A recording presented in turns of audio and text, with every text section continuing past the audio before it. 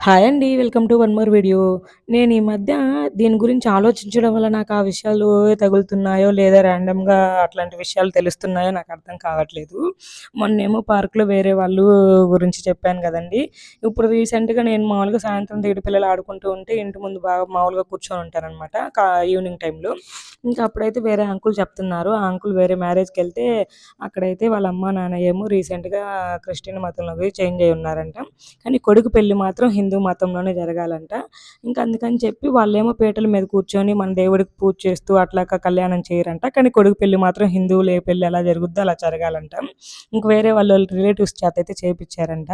ఇంకా అంకుల్ ఇక్కడికైతే వచ్చి చెప్తున్నారు. ఆ సంబడంకంగా తల్లిదండ్రులుగా ఎందుకుండేది వాళ్ళు.